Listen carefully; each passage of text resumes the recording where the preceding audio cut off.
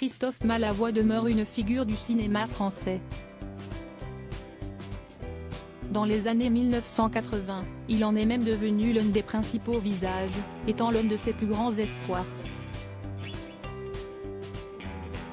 En effet, en 1983, il reçoit le César du meilleur espoir pour Family Rock de José Pinheiro, puis il est nommé pour le César du meilleur acteur pour La femme de ma vie de Régis Warnier. Depuis, il a pris ses libertés avec le monde du 7e art pour se concentrer sur le théâtre et la télévision.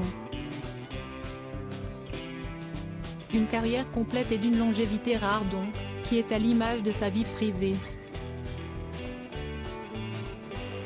Le comédien est en couple depuis de nombreuses années avec sa femme, une certaine Isabelle. Et s'il y a bien quelque chose qu'il doit au cinéma, c'est sûrement la rencontre avec l'élu de son cœur.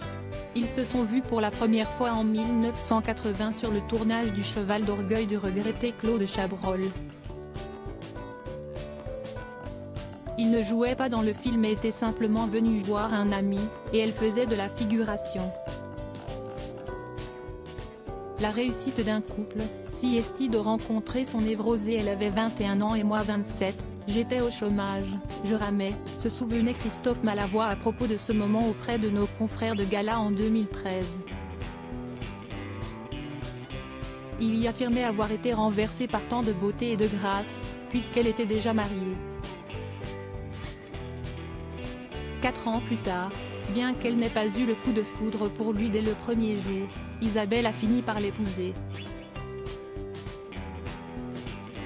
La réussite d'un couple, si de rencontrer son névrosé, déclarait sa femme à ce propos dans le même entretien.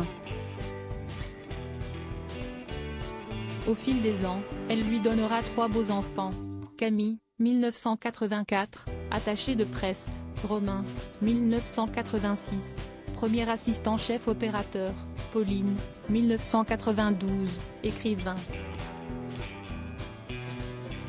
Un couple particulièrement fusionnel donc, qui traverse les années comme peu d'autres, faisant quelques apparitions dans des soirées, comme en attestent les photographies de notre diaporama. Depuis, les deux tourtereaux, devenus grands-parents, qui filent toujours le parfait amour, ont choisi de s'installer à la campagne, loin de Paris et de son tumulte permanent où on est accaparé par des choses souvent sans importance.